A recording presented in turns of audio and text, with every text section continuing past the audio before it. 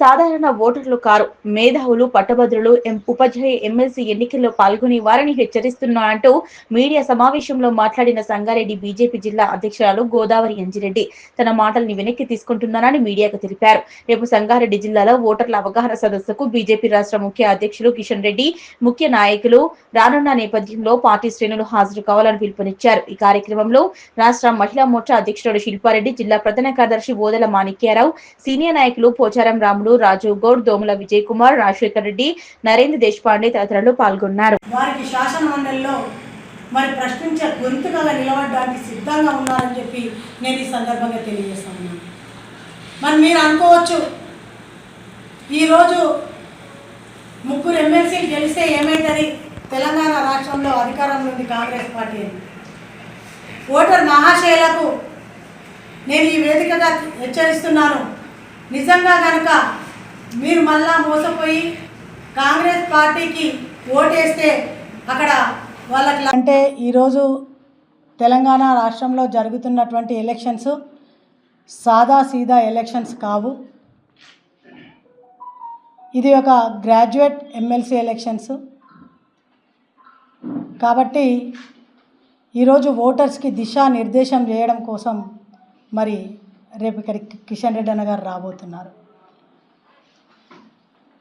తెలంగాణ రాష్ట్రంలో జరుగుతున్నటువంటి ఈ MLC, graduate MLC elections, teacher MLC elections ఏవైతే ఉన్నాయో ఆ ఓటు వేసేటువంటి ఓటర్సు ఈరోజు మేధావులు, చదువుకున్నటువంటి వారు, విఘ్నులు వేసేటువంటి ఓటు కాబట్టి అందరికీ కూడా ఒక తెలంగాణ రాష్ట్రంలోనే కాదు భారతదేశంలోనే ప్రతి ఓటర్కి కూడా ఈరోజు ఒక నమ్మకం, ఒక భరోసా వచ్చింది అంటే భారతదేశంలో భారతీయ జనతా పార్టీ అన్ని రాష్ట్రాలలో, కేంద్రంలో కూడా భారతీయ జనతా పార్టీ అధికారంలో ఉండాలని చెప్పి నిశ్చయించుకున్నారు, డిసైడ్ అయిపోయారు. అది ప్రధానమంత్రి నరేంద్ర మోదీ గారు ఉంటేనే బాగుంటుంది అని. అందుకు నిదర్శనం మొన్నటికి మొన్న ఢిల్లీలో జరిగినటువంటి ఎలక్షన్స్ని మనం చూసినాం. ఆ ఎలక్షను ఎటువంటి ఎలక్షన్ అంటే మీ అందరికీ తెలిసిందే, సాధారణమైనటువంటి ఎలక్షన్స్. అంటే ప్రతి ఒక్కరు కూడా ఓటు వేసేటువంటి ఎలక్షన్స్, ప్రతి ఒక్కరు కూడా ఓటు వినియోగించుకునేటువంటి ఎలక్షన్.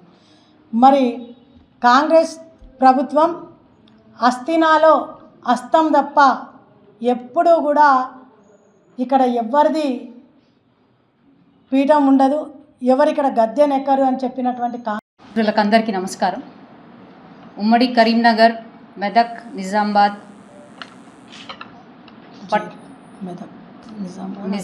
మెదక్, ఆదిలాబాద్ పట్టభద్రుల అభ్యర్థుల అయినటువంటి అంజిరెడ్డి గారు, అలాగే టీచర్స్ ఎమ్మెల్సీ అభ్యర్థి అయినటువంటి మల్కా కుమరయ్య గారు భారతీయ జనతా పార్టీ వారి క్యాండిడేట్గా ఆమోదించడం జరిగింది.